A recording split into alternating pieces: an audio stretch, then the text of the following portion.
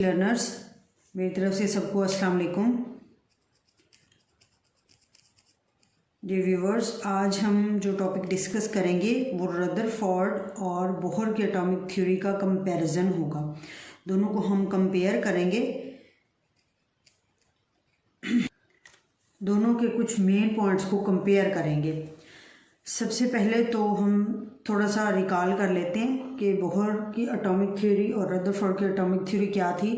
Rutherford ने हमें जो एटॉमिक मॉडल दिया था उसमें उन्होंने हमें बस ये बताया कि एटम के दरमियान में न्यूक्लियस है और उस न्यूक्लियस के गिर्द इलेक्ट्रॉन रिवॉल्व कर रहे हैं, और उससे उन्होंने एटम के वजूद पर एक बहुत बड़ा सवालिया निशान खड़ा कर दिया, जिसको बाद इस सवालिया निशान को नील बोहर के एटॉमिक मॉडल ने आकर हटाया। जब नील बोहर ने अपना एटम का मॉडल दिया ना, उन्होंने बताया कि एटम का जो न्यूक्लियस है उसके गिर्द इलेक्ट्रॉन ऑर्बिट्स के अंदर गर्दिश कर रहे हैं।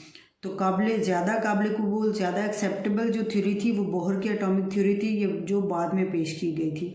रदरफोर्ड की एटॉमिक थ्योरी जो पहले पेश की गई थी उसमें कुछ डिफेक्ट्स थे, उसकी वजह से उसको इतनी ज़्यादा अहमियत हासिल नहीं है। लेकिन शुरुआती जो कदम था, शुरुआती जो एटम के स्ट्रक्चर के बारे में रिसर्च थी ना, स्टार्टिंग रिसर्च का क्रेडिट अगर हम देखें तो रदरफोर्ड को जाएगा। उसके बाद इसमें कुछ चेंजेस किए, कुछ पॉजिटिव चेंजेस किए, जिससे हमें एटम का एक बेहतरीन मॉडल मिला।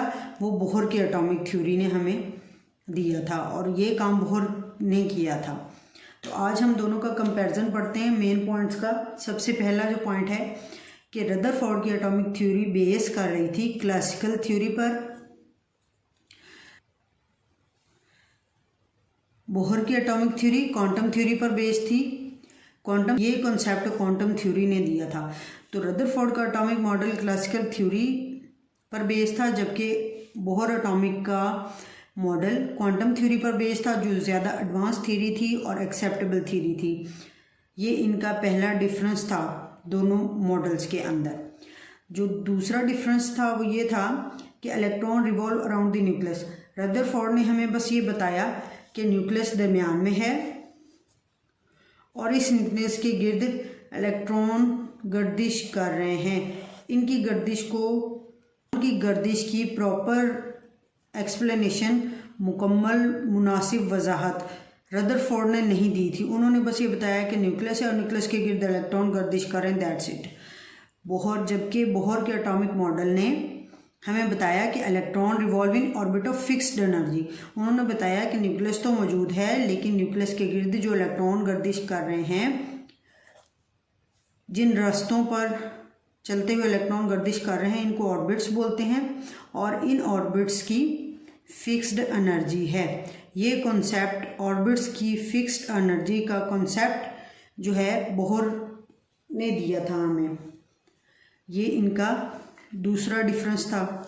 तीसरा डिफरेंस जो था रदरफोर्ड की एटॉमिक थ्योरी और बोहर की एटॉमिक थ्योरी में ये था कि according to Rutherford's atomic theory orbit का आइडिया नहीं दिया गया था। जैसे पिछले पॉइंट में हमने पढ़ा कि रदरफोर्ड ने सिर्फ ये कहा कि न्यूक्लियस है और न्यूक्लियस के गिर्द इलेक्ट्रॉन गर्दिश कर रहे हैं इस तरह से। इनकी गर्दिश को ना तो रदरफोर्ड ने एक्सप्लेन किया था, ना ही इलेक्ट्रॉन के न्यूक्लियस के गिर्द गर्दिश करने वाला जो रास्ता था उसको रदरफोर्ड ने कोई मखसूस नाम दिया था। जबकि बात करें बोहर की, तो बोहर ने बताया था कि एटम में न्यूक्लियस के गिर्द इलेक्ट्रॉन जिन रास्तों पर गर्दिश करते हैं, जिस मदार में गर्दिश करते हैं उसको ऑर्बिट बोलते हैं, और हर ऑर्बिट की फिक्स्ड एनर्जी होने के साथ साथ बोहर ने ऑर्बिट के लिए एंगुलर मोमेंटम का कॉन्सेप्ट भी दिया। बोहर ने कहा कि ये जो ऑर्बिट्स हैं जिनमें इलेक्ट्रॉन गर्दिश कर रहे हैं ना, इनका एंगुलर मोमेंटम होगा, और इस एंगुलर मोमेंटम का ये फार्मूला था mvr/nh/2π। अगर पहला ऑर्बिट होगा तो उसके लिए n1 होगा, दूसरा ऑर्बिट होगा तो उसके लिए n2 होगा, एंड सो ऑन। इस तरह से बोहर ने हर ऑर्बिट के लिए एंगुलर मोमेंटम का तस्वर दिया, जो रदरफोर्ड ने जिसका जिक्र नहीं किया था अपनी थ्योरी के अंदर। नेक्स्ट जो पॉइंट था कि एटम को कंटिन्यूस स्पेक्ट्रम बनाना चाहिए। रदरफोर्ड की एटॉमिक थ्योरी के मुताबिक इलेक्ट्रॉन गर्दिश कर रहे हैं न्यूक्लियस के गिर्द, और गर्दिश करने के दौरान ये अपनी एनर्जी मुसलसल खारिज कर रहे हैं। अब जब कोई चीज़ मुसलसल एनर्जी खारिज करती है ना, तो ये ज़रूरी है कि वो मुसलसल स्पेक्ट्रम बनाए, यानी कंटिन्यूस स्पेक्ट्रम बनाए। स्पेक्ट्रम होता है किसी चीज़ के, यूँ समझ ले रंगों की तस्वीर है, जो उससे निकलने वाली शुआएं होती हैं ना, किस दौरानिए से वो शुआएं निकल रही होती हैं। जब कोई चीज़, जब चार्ज रखने वाली कोई चीज़ हरकत कर रही होती है, तो उसमें से जो शुआएं निकल रही होती हैं, उनकी रंगों की तस्वीर को स्पेक्ट्रम बोलते हैं। कंटिन्यूस स्पेक्ट्रम का कॉन्सेप्ट इस तरह से था कि सपोज करें ये स्पेक्ट्रम है, इस स्पेक्ट्रम के अंदर जो रंग थे मुख्तलिफ, यहाँ पर मैं 2 रंगों के हिसाब से आपको समझाऊंगी। जो रंग थे वो शो तो हो रहे थे, लेकिन उनकी कोई हद जो थी वो वाजिया नहीं थी, उनके दरमियान फ़र्क वाजिया नहीं था, यानी एक रंग दूसरे में मुकम्मल तौर पर मिला हुआ या मर्ज हुआ नज़र आ रहा था। ये रदरफोर्ड की एटॉमिक थ्योरी के मुताबिक एटम को कंटिन्यूस स्पेक्ट्रम प्रोड्यूस करना चाहिए, यानी ऐसा स्पेक्ट्रम देना चाहिए, उसके स्पेक्ट्रम की तस्वीर ऐसी हो कि उसके अंदर जो रंग हों वो आपस में मिले हुए हों। लेकिन बोहर की एटॉमिक थ्योरी के मुताबिक एटम को लाइन स्पेक्ट्रम प्रोड्यूस करना चाहिए। लाइन स्पेक्ट्रम ऐसे होता है कि ये एक सपोज करें स्पेक्ट्रम है, इसके अंदर 2 एटम्स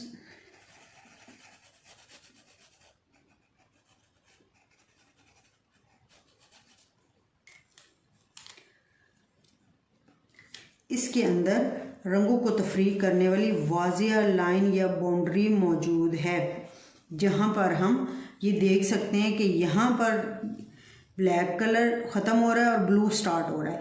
इस तरह का जो स्पेक्ट्रम था इसको लाइन स्पेक्ट्रम बोला गया, और लाइन स्पेक्ट्रम का तस्वर बोहर ने दिया। बोहर ने कहा कि इलेक्ट्रॉन जो हैं जब एक ऑर्बिट में रहते हैं तो उनकी एनर्जी फिक्स्ड रहती है, क्वांटाइज्ड रहती है, एनर्जी में चेंज नहीं आता, इसीलिए इलेक्ट्रॉन मुसलसल एनर्जी खारिज नहीं करती। हाँ, जब इलेक्ट्रॉन एक ऑर्बिट से दूसरे ऑर्बिट में जाएगा तब वो एनर्जी खारिज करेगा, लेकिन तब भी उसकी कोई फिक्स्ड वैल्यू होगी। इसीलिए एटम जो है उसका आप स्पेक्ट्रम देखें तो वो लाइन स्पेक्ट्रम होगा, जिसमें हर लाइन के अंदर कलर की वाज़ेह बाउंड्री नज़र आएगी। ये जो 4th डिफरेंस था दोनों के एटॉमिक थ्योरीज में, ये क्लियर हो गया आपको। अब आगे चलते हैं। Atom should collapse. रदरफोर्ड की एटॉमिक थ्योरी के मुताबिक जो एटम है उसको तो फना हो जाना चाहिए।